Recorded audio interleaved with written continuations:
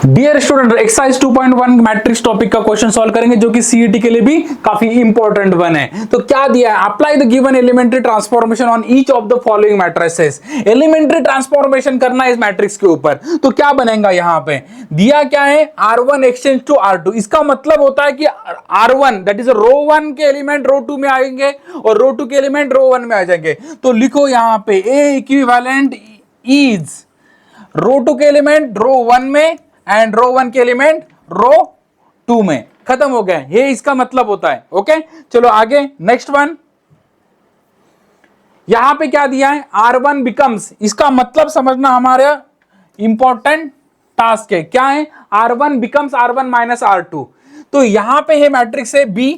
Okay, तो R1 के जो एलिमेंट है वो चेंज होने वाले, कैसे, R1 माइनस R2 होगा। ओके, तो 1 माइनस 2, नेक्स्ट -1 -5, ये R1 का एलिमेंट माइनस R2 का एलिमेंट, R1 का एलिमेंट माइनस R2 का एलिमेंट। ओके, और R2 के एलिमेंट वैसे के वैसे रहेंगे। ओके, तो ये बन गया हमारा B इक्विवेलेंट। तो B इक्विवेलेंट फाइनली क्या आता है, 1 minus 2 it is -1, -1 -5 it is -6, 3 minus 4 -1, 2 5 and 4। ये हो गया हमारा। हमें मतलब समझना है एलिमेंट ट्रांसफॉर्मेशन का, so that we are going to solve difficult level questions. Okay, next one. ये देखो बेटा, यहां पे C1 become C2, R1 becomes R2। अभी ये आपको होमवर्क में सॉल्व करना पड़ेगा। रो 1 के एलिमेंट रो 2 में, इधर कॉलम 1 के एलिमेंट कॉलम 2 में। व्हाट डू यू ऑब्जर्व, इसको क्या ऑब्जर्व होता है आप कमेंट में लिखेंगे। नेक्स्ट वन, ये देखो टॉइस ऑफ C2 है, मतलब कॉलम 2 के एलिमेंट को 2 से मल्टीप्लाई करना है। तो यहां पे कॉलम 2 के एलिमेंट कौन कौन से हैं, ये जो A है, A इक्विवेलेंट बिकम्स कॉलम 2 के एलिमेंट है, इसको 2 से मल्टीप्लाई करेंगे। 2 2 जा 4, 2 1 जा 2, बाकी वैसे क्या वैसे रहेगा। ओके, यहां पे क्या दिया है, R1 को -3 से मल्टीप्लाई करना है। तो R1 कौन सा है, ये वाला R1 है। R1 के एलिमेंट को -3 से मल्टीप्लाई करना पड़ेगा। तो B इक्विवेलेंट बिकम्स, हर एक एलिमेंट को -3 से मल्टीप्लाई करेंगे। तो -3 into 1 -3, -3 into 0 0, -3 into 2 that is 6।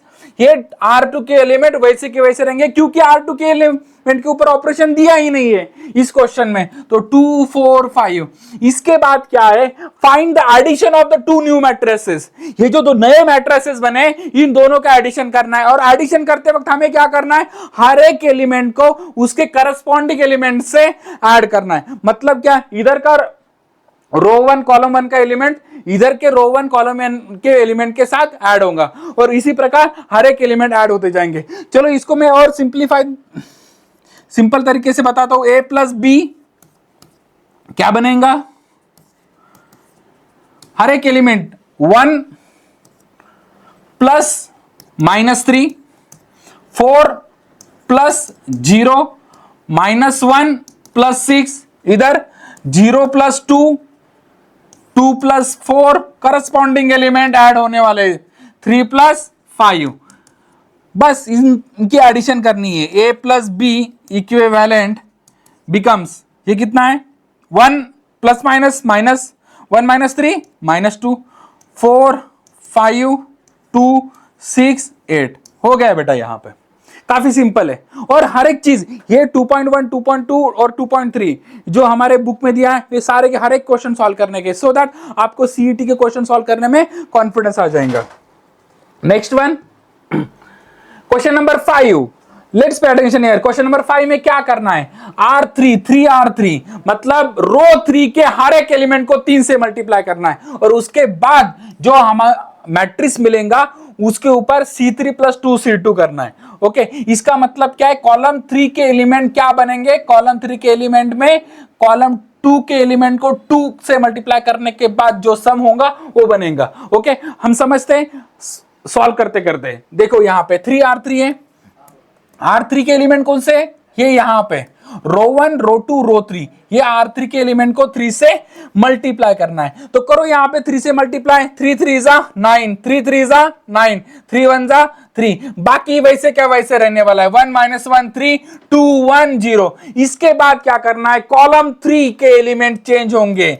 कैसे, कॉलम 3 के एलिमेंट में कॉलम 2 के एलिमेंट को 2 से मल्टीप्लाई करने के बाद जो एलिमेंट आएगा उसको हमें ऐड करना है। तो देखो यहां पे ए इक्विवेलेंट बिकम्स कॉलम 1 कॉलम 2 वैसे के वैसे रहेगा, 1 2 9 -1 1 9। अभी ये यहां पे कैसे एक एक देखेंगे, 3 प्लस इसका डबल कितना है -2, 0 प्लस इसका डबल कितना है 2, 3 प्लस इसका डबल कितना है 9 का डबल 18। चलो तो इसको ये क्या आ जाएगा 1 -1 2 1 9 9, ये वैसे के वैसे इसमें चेंजेस हो जाएंगे। प्लस माइनस माइनस होता है तो 3 - 2 कितना है बेटा 1, 0 + 2 2, 3 + 18 21। ये आ गया हमारा फाइनल आंसर। ओके चलो नेक्स्ट वन,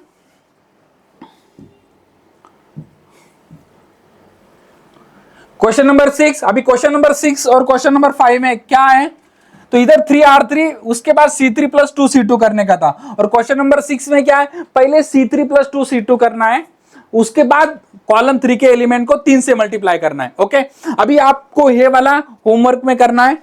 हम क्वेश्चन नंबर 5 और क्वेश्चन नंबर 6 का आंसर दोनों का सेम ही आएगा। इसका मतलब है आप पहले ये वाला ऑपरेशन करो उसके बाद ये वाला करो, नहीं तो पहले ये वाला करो उसके बाद ये वाला, दोनों भी सेम है। Next one, use suitable transformation to convert it into an upper triangular matrix. तो पहले हम समझते हैं कि अपर ट्रायंगुलर मैट्रिक्स क्या होता है।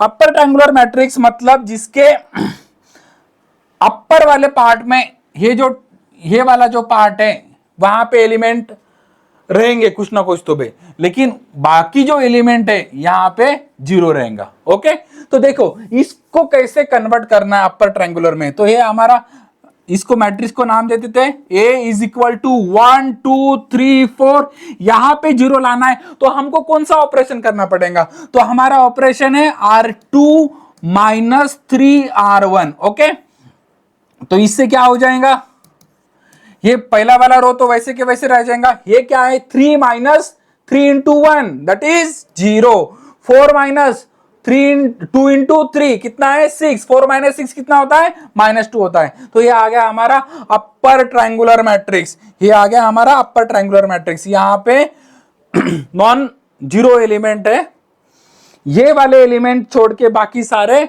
एलिमेंट 0 होने चाहिए। 2/2 में तो एक ही आएगा, 3/3 में 3 एलिमेंट आते वैसे। चलो next question, question number 8, identity matrix में हमें कन्वर्ट करना है बाय सुटेबल रो ट्रांसफॉर्मेशन। तो देखो बेटा यहां पे आइडेंटिटी मैट्रिक्स होता है 1 1 0 1। ओके